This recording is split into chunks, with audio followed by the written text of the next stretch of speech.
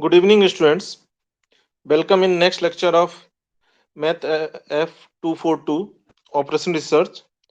Presently, we are studying basic of the probability theory or studying or revising, right? Just we are revising the whatever the knowledge you have. So in morning, I have started about the partition of the sample space. So I have told you when we have the probability space omega fp, a family we can define as set of a1 a2 an. A family of event is said to be partition of omega if the following conditions are satisfied. So what are the conditions? We have the three conditions. What are the conditions? First, all the partitions must be mutually exclusive to each other. Their union should comprise the whole sample space, and probability of individual events must be non-negative. So I have drawn in morning. For example, if we have the sample space, let's say this is the omega. So here we have the mutually exclusive partitions A1, A2, A3, A4, A5, and A6. So all the partitions are mutually exclusive to each other.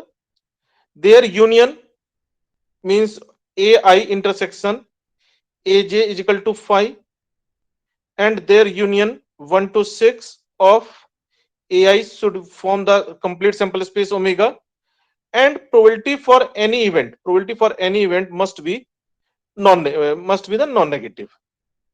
Then we say A1, A2, AN are the partition. So over this we have the very important theorem you also know about the Bayes theorem. So next is the theorem of the total probability. So let A1, A2, AN be partition of the sample space omega and B be any event. Then probability of B will be the probability of AI into probability of B given AI. So in this case, what is happening? Let we have the any event, let's say it is the B. So you can say that B is what? B is the A1 intersection B union A2 intersection B union A3 intersection B and union A6 intersection B.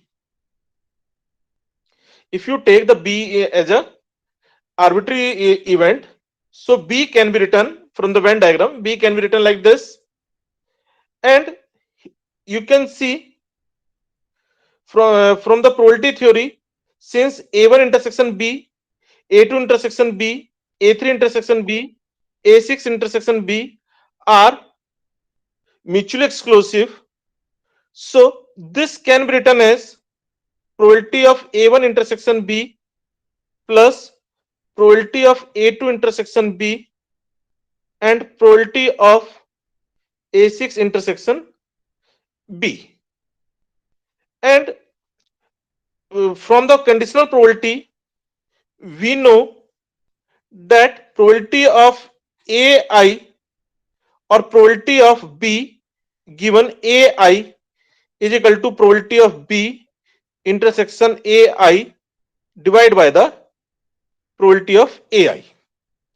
So it means probability of B intersection AI can be written as probability of B given AI into probability of AI plus probability of B given A2 into probability of A2 plus probability of B given A6 into probability of A6, that is the summation probability of B given AI into probability of AI I from 1 to 6.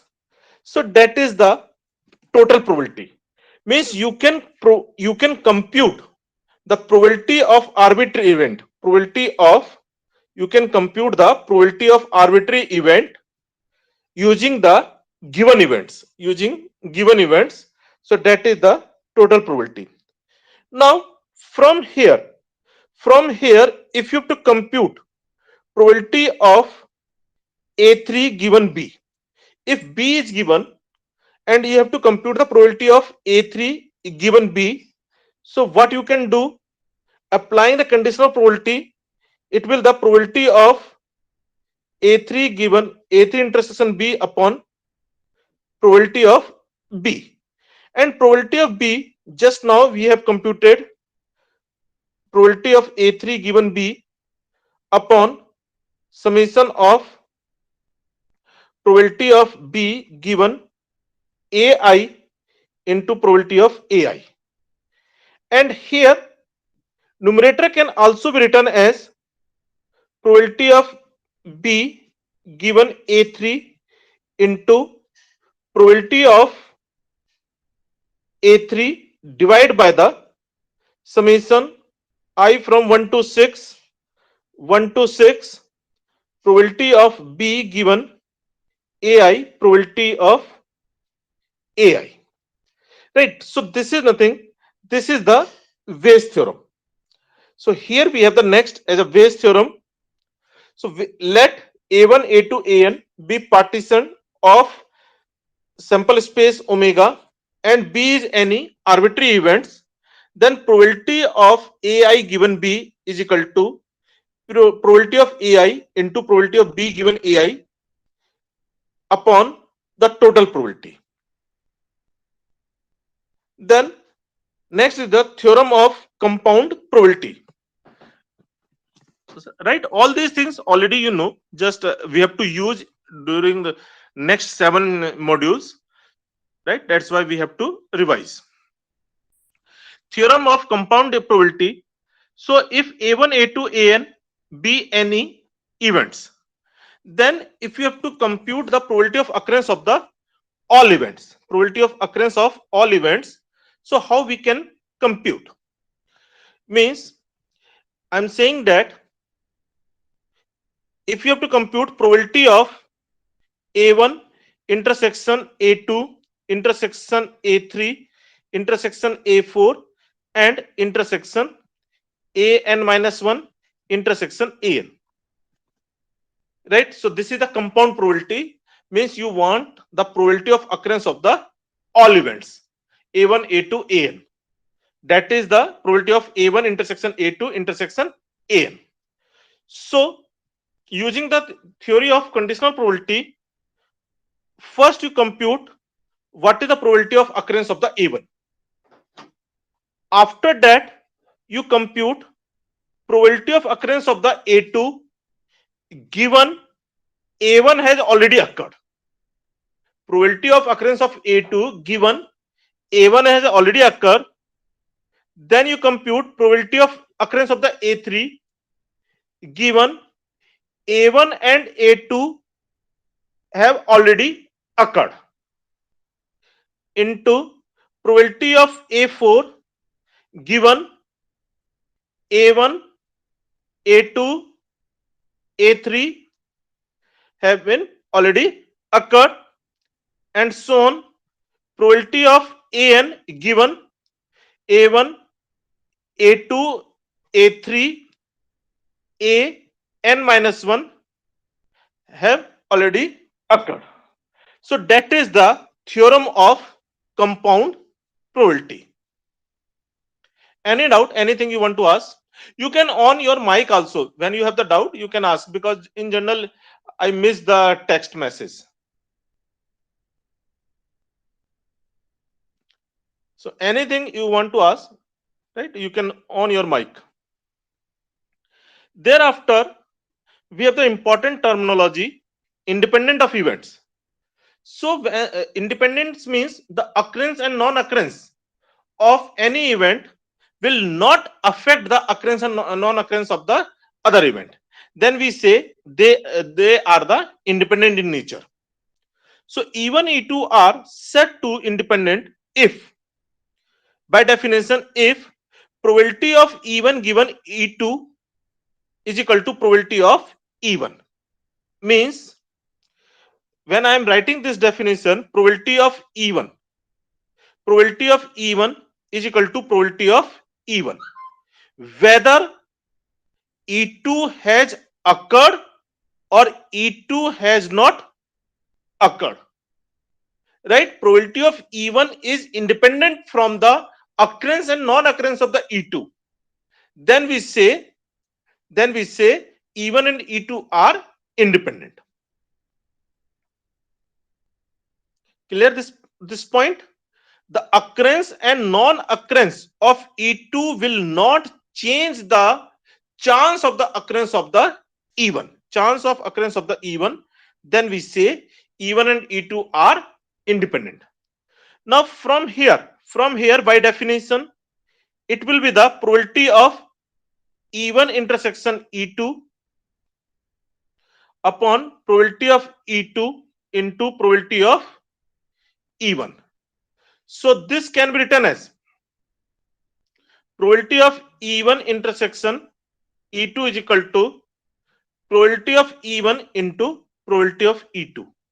So that is the condition to check the independency of the two events. So in this case, it is written there is no influence of occurrence and non-occurrence of the other event, or the probability of E1 intersection E2 is equal to probability of E1 into probability of E2. If we have E1, E2, E3, right, are independent, then the probability of E1 intersection E2 intersection E3 will be the probability of E1, probability of E2, and probability of E3. Means in case of the more than two events, there is no need to check pairwise. There is no need to check the pairwise as we have done in the mutually exclusive. For the mutually exclusive, all when we say E1, E2, E3 are mutually exclusive, it means they are pairwise mutually exclusive. But when we are saying that E1, E2, E3 are independent, then they are independent to other two, right? So that is the definition of the independency. Just pairwise we have not to check in this case.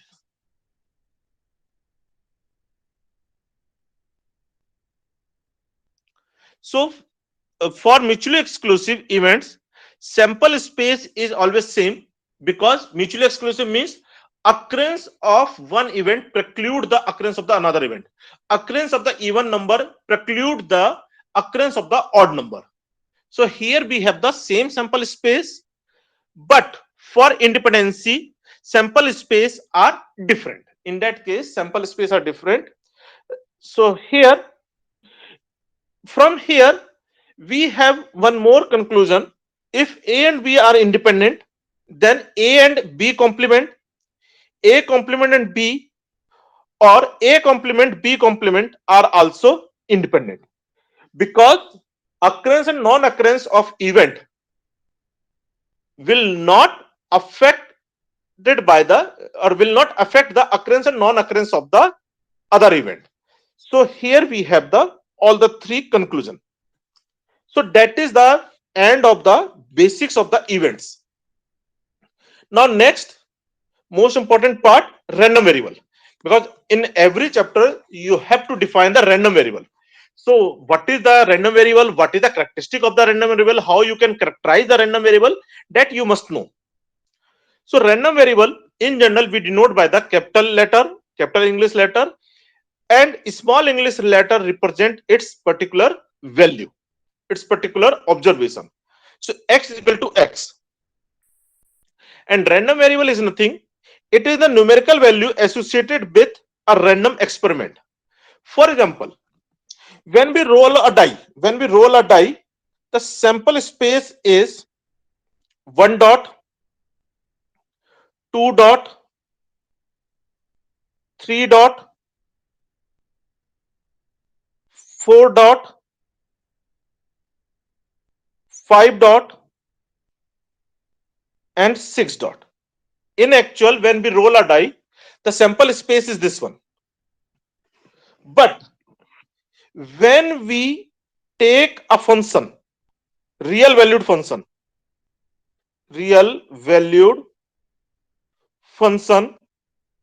then we write it as a 1, 2, 3, 4, 5, and 6. So here we have the right, and here we have the x is equal to this. So in this case, random variable is what? It is the numerical value associated with a random experiment. So, because in general, we can use a real value in application. In practical way, we can use the real number only. That's why we are converting the non-real outcomes into the real outcomes. A real valued function on omega, that is x, we define as a function from omega to r, such that for each interval I, x belongs to I, probability of x belongs to I is equal to probability of w belongs to omega and xw is equal xw belongs to interval I. Actually, what is happening when we have the sample space, right? Here we have the one sample point. So for each sample point, there is a function, real valued function, right? Real valued function, and for here we have the image in the real value. So, for example, if you want to 1 dot, 2 dot, 4 dot, and 6 dot. So, if you want to find the probability of this event, even number. So, actually, here you have to determine the probability that x is equal to 2, x is equal to 4, x is equal to 6. So, what in actual we determine the probability over the sample space, over the event. Just for easiness, we convert those sample point into the numerical value using the random variable. And here, range of the random variable we defined as xw, right? Xw, w belongs to omega. Means for each sample point in the sample space, there must be the image. And collection of all images are known as the range of the random variable. So from here we have the classification using over the range. We have the classification of the random variable as discrete random variable and the continuous random variable. During the first semester, right, you have studied this term, discrete random variable and the continuous random variable. So what is the discrete random variable?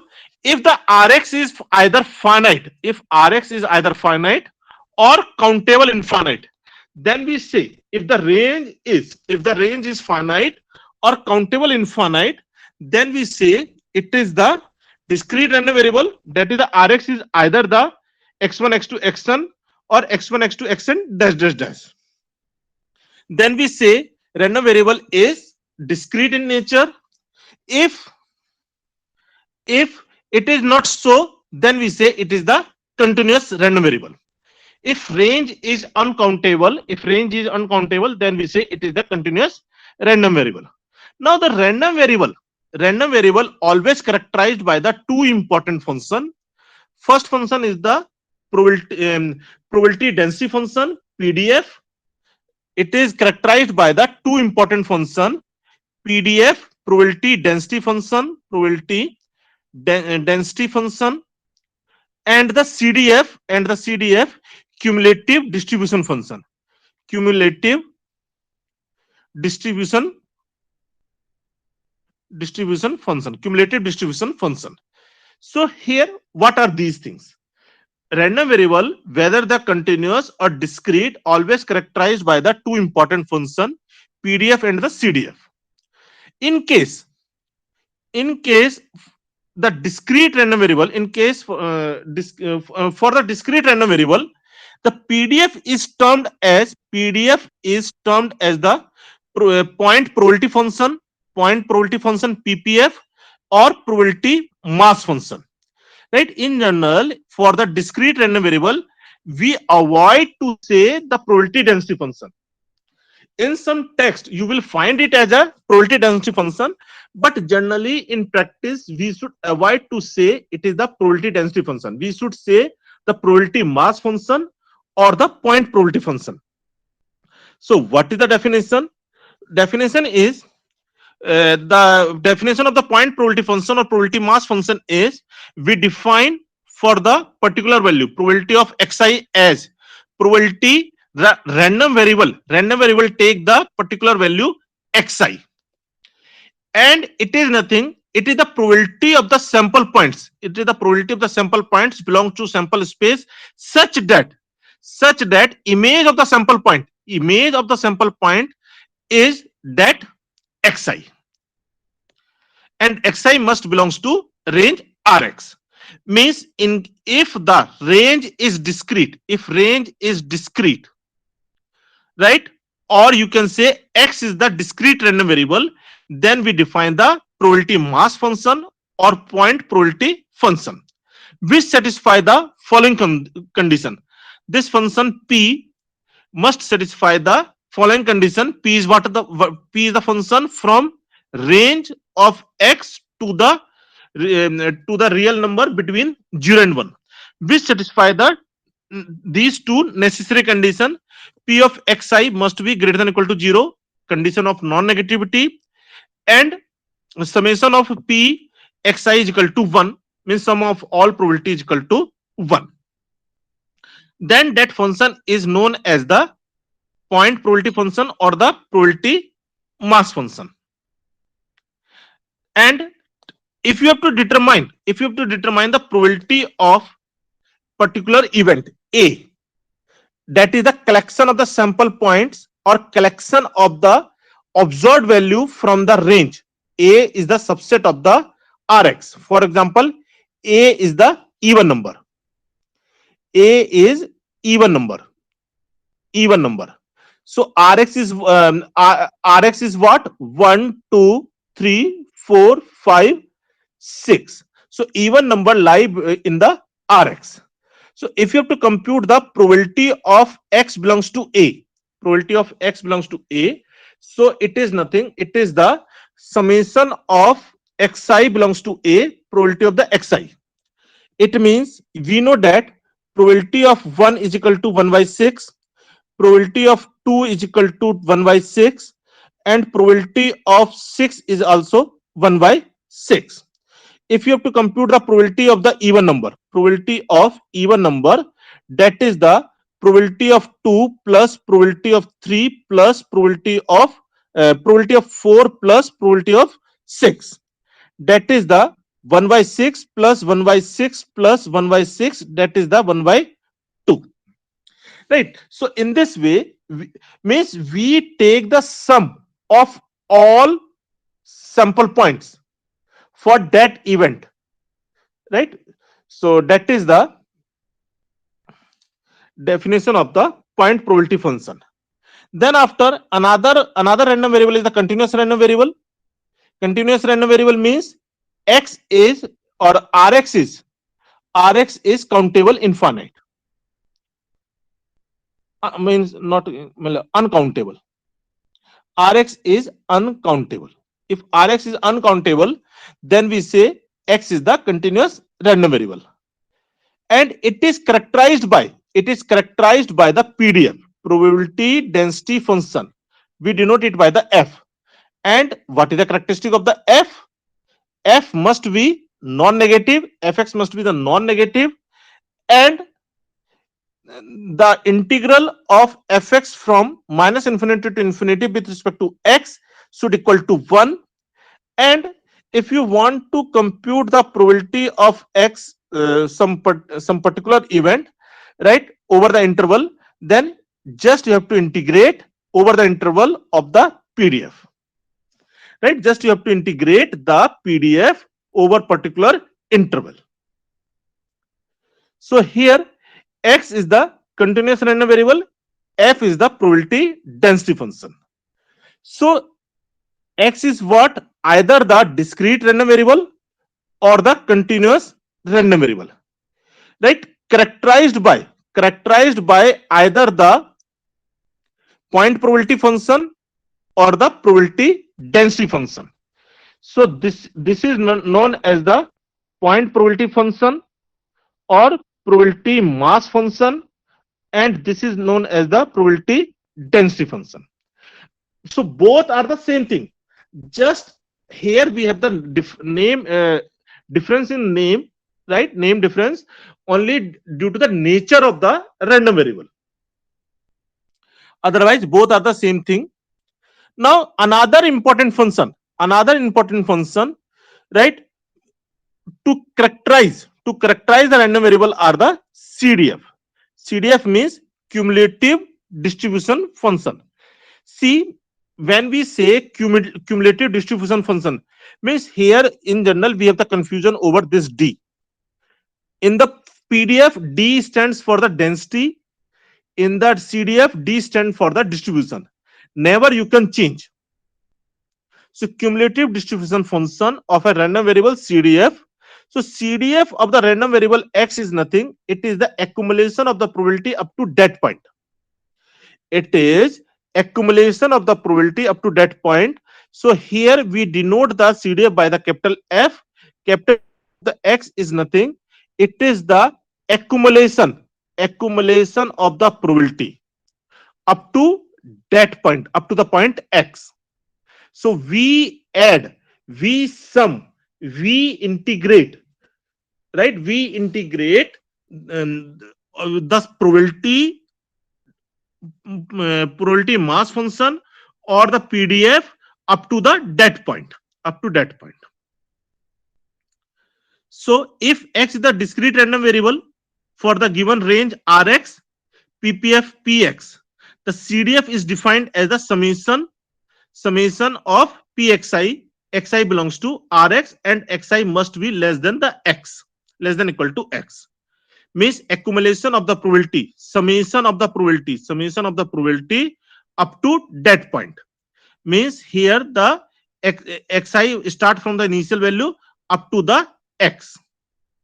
If x is the continuous random variable with PDF small fx, then the CDF is defined as a integral up to that point. Integral of PDF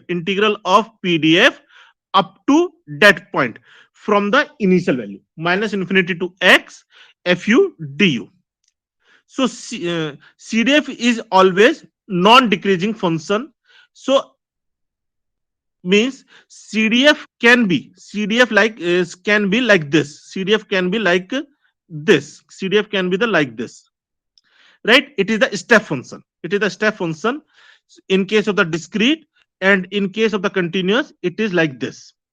Means it is the non-decreasing, either remain constant or increasing, but never it decrease. CDF is non-decreasing function and vary from 0 to 1, vary from 0 to 1. So limit x tends to minus infinity of the fx is equal to 0 and limit x tends to plus infinity is equal to 1, right? So limit of the fx is or bound of the fx is the 0 and 1.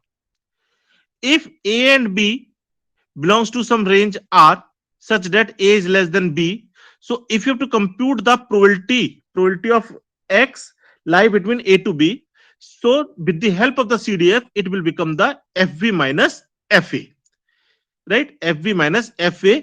It means this is the relation between the point probability function or PDF and the CDF. From the CDF, you can compute the PDF or probability, or from the PDF, you can compute the CDF.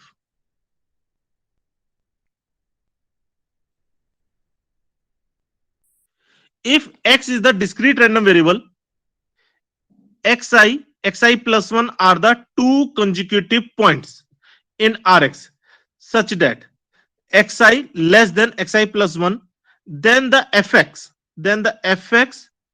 is equal to fxi for the xi less than equal to x less than xi plus 1.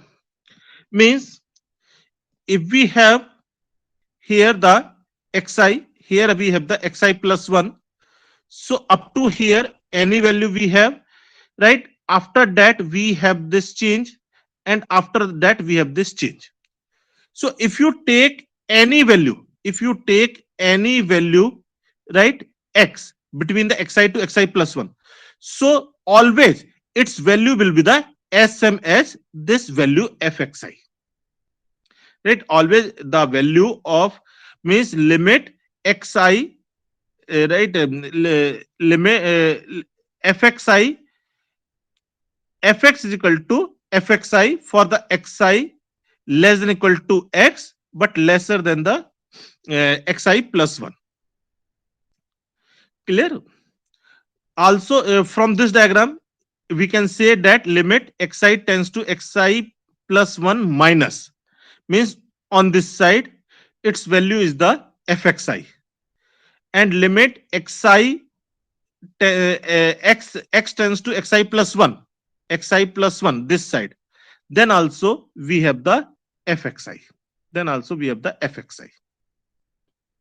only when we have the change, then only we have the change in the value of the CDF.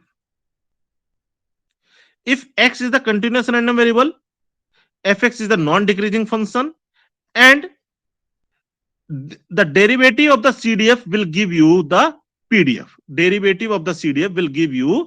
PDF. So f dash x is equal to fx. So that is the something about or brush up of the random variable. We have the two types, discrete random variable and continuous random variable, and both are characterized by the two important function, right? Probability density function and the cumulative distribution function. After that we have the another important terminology, moment of the distribution of the random variable. So if x is the discrete random variable with point probability function px and range rx, then the moment about the origin is defined as, then the mth moment about the origin is defined as e of x to power m, right? Expected, this moment is nothing, that is the expected value of x to power m, and we defined it as a value into associated probability. It is the sum of value and associated probability. So xi to power m into p of xi in case of the discrete random variable. In case of the continuous random variable, it will become x to power m into fx and integral from minus infinity to infinity. Only the condition is either the series, if it is the discrete, then the series should be absolutely convergent. If the random variable is continuous, then integral must be the integral convergent absolutely.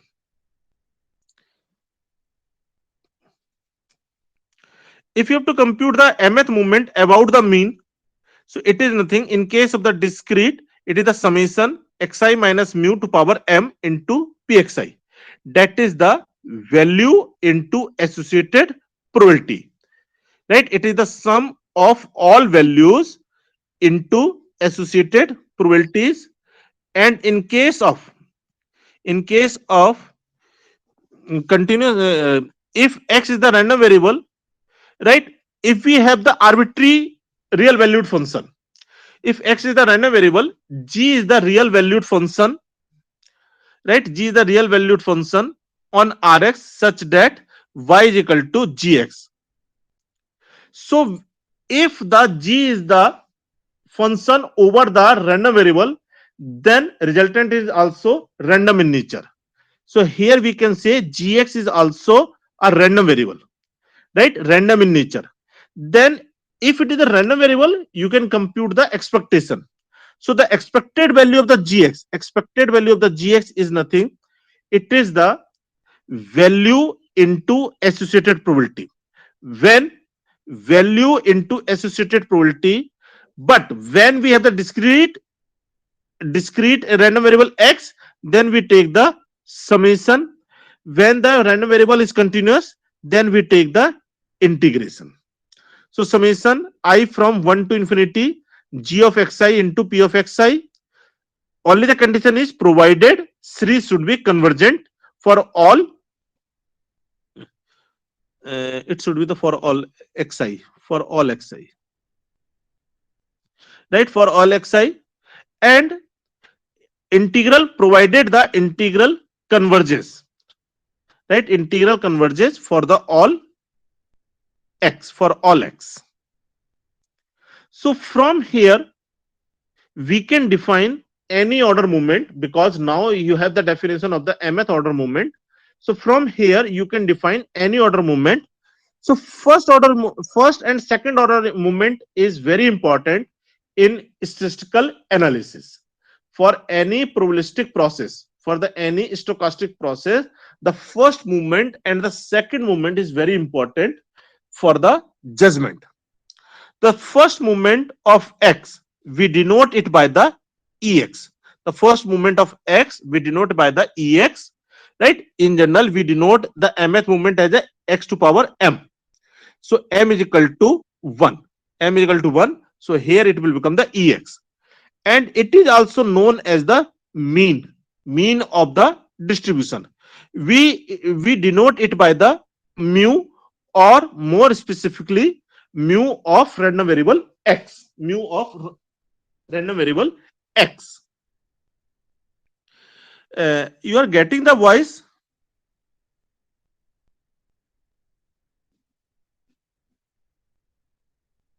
Yes, sir.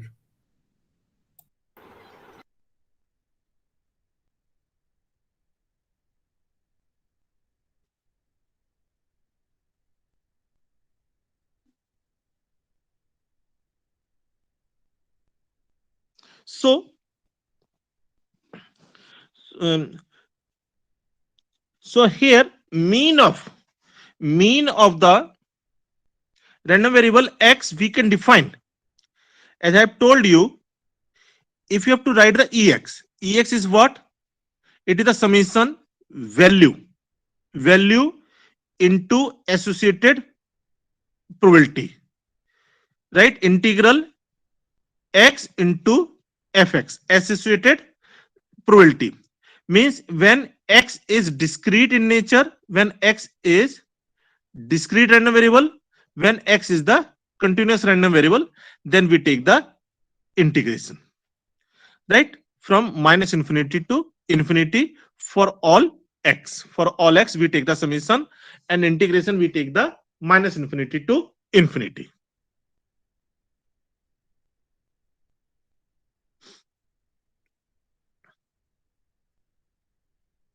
The variance uh, means, here one more thing, what is the physical significance of the mean means when we have the random value of the x, so around which value it is distributed, that we represent by the mean or expected value,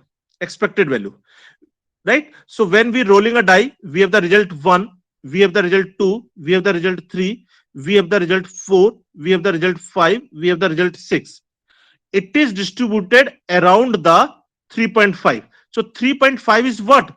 It's mean, right? 3.5 is what? It is the mean means ex is what? Summation of x into px, x into px. X vary from 1 to 6.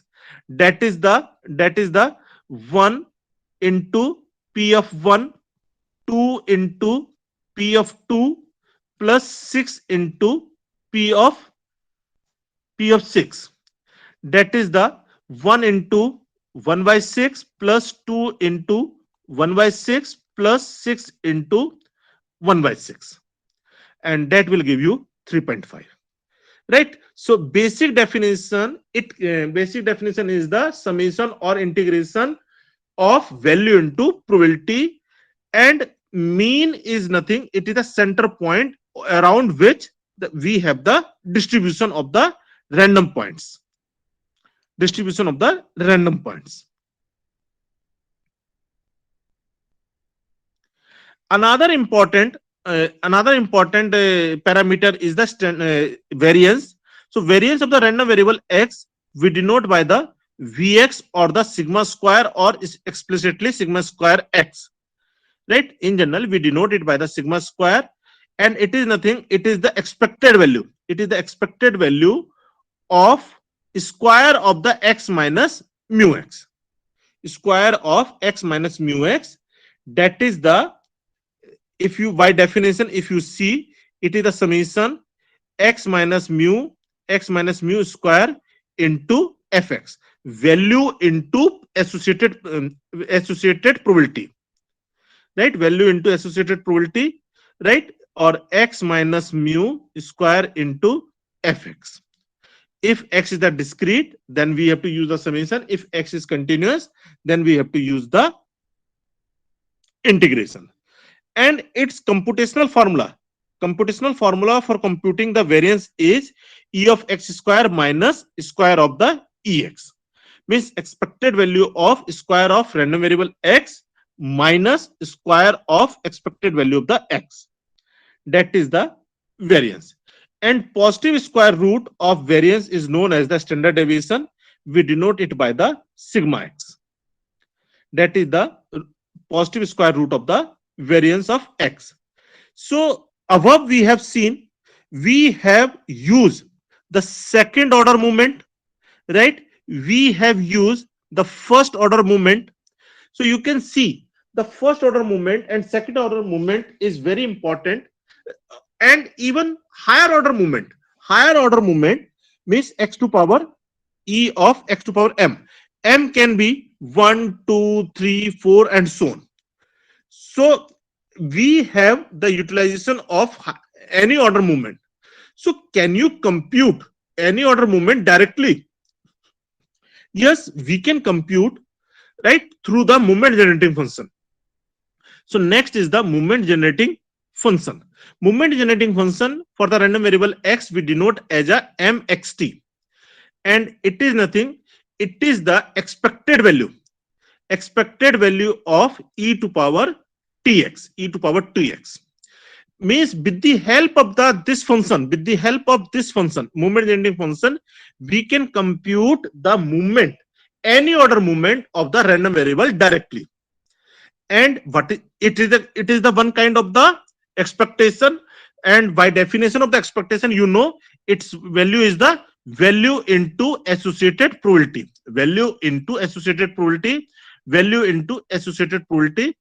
just we use the summation in case of the discrete random variable, integration in case of the continuous random variable. Now I have said you the movement generating function is very important function, right, to generate the any order movement directly. How we can compute? So here, if you see e to power xm, right, you can compute means expected value, or mth, means mth expectation or mth movement. This is what? This is the mth movement. So if you have to compute the mth movement, so by definition we know that it is the summation of the x to power m fx, or integration x to power m fx, right? But if we have the m is equal to 1, we have to do the different integration. If you have the m is equal to 2, then again different integration. M is equal to 3, different integration. So for each we have to do the different type time integration. So to avoid that, we have the common function. We have common function with which we can compute the any order movement directly. So how we can do that? We have to compute the mth derivative. Mth derivative of moment generating function at t is equal to 0. At t is equal to 0. Right? So this is the resultant of the Maclaurin expansion of the Maclaurin expansion of the moment generating function. Now, the most important information about the moment generating function is it is the fingerprint. It is the fingerprint of any distribution. Means it is the unique for the particular distribution. Never we have the same moment generating function for the two different distribution. If we have the same moment generating function, it implies that the distribution are of same nature. So here we have the important theorem. If x and y have mgf, mxt and m by t respectively, such that mxt is equal to m by t. If the moment generating function is same, right? If the moment generating function for the two random variable are same, then they are the same random variable. They are the same random variable. Just we have the different random variable, but their PDF will be the same. They are the same random variable. If y is equal to y is any random variable which is related to the another random variable x with the relation ax is equal to b, we have the linear relation. Then moment generating function for the random variable y can be written in terms of the moment generating function of the x like this: e to power bt into mx of mx for the at. Right? Means if you know the PDF, if you know the distribution of the x, if you know the PDF of the x, if you know the CDF of the x, you can determine the distribution of the y easily using the moment generating function. How the y is distributed, that you can determine with the help of the moment generating function. And for each distribution, it is not necessary always we have the moment generating function, always we have the expectation. For example, we have the Cauchy distribution for which you cannot determine the expectation. The Cauchy distribution is the exceptional case. For it is a continuous random variable for which you cannot determine the right expectation or its moment generating function or the mean variance exist. Clear? So these are the few things about the univariable. Means when we have the one random variable. Now next we have to move for the multi or higher dimensional random variable. When we have the more than one, when we have to deal with the more than one variable at a time, more than one random variable at a time. Because in practice, in practical or in application, always we have the occurrence of the two or more events usually. Right? So we must know the higher dimensional random variable. So let x1, x2, xn be n dimensional random variable associated with omega fp. Omega fp means probability space. Omega is the sample space, f is the associated family or sigma field, and p is the associated probability. So here higher dimensional random variable is defined as a x1, x2, xn. It is the function, real valued function from the sample space to the real number of order n. So if it is a random variable, always characterized by the uh, point probability function, probability mass function, probability density function, and it is defined as probability x1 is equal to x1, x2 is equal to x2, or xn is equal to xn. It is nothing, it is the joint distribution p of x1, x2, xn. So it is known as the joint distribution, and it is it satisfies the necessary condition that sum of all probabilities should equal to 1. In case of the discrete, sum of all probability is equal to sum of all probability is equal to 1, or integration for over all variable, integration over all variable of the joint pdf should equal to 1. That is the necessary condition for being a joint density. So here P or F are known as the joint density.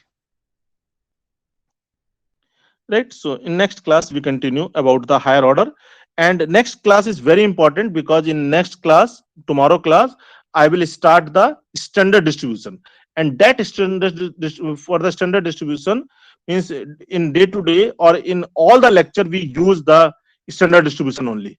So you must have the basic knowledge of the standard distribution. So tomorrow I will start the that part.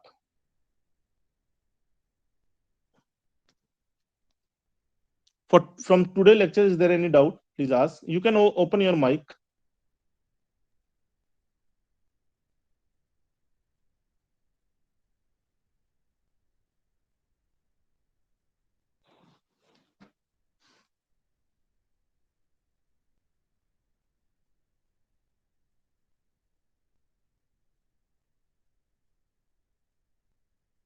If you haven't doubt, you can leave the platform so that I can understand.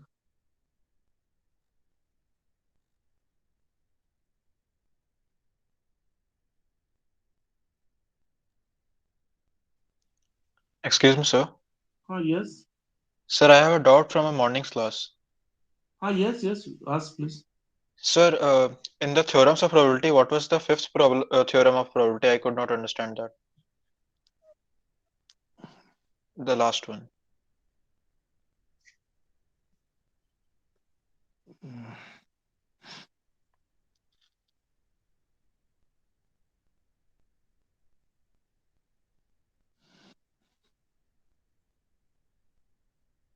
Yes, sir, this one.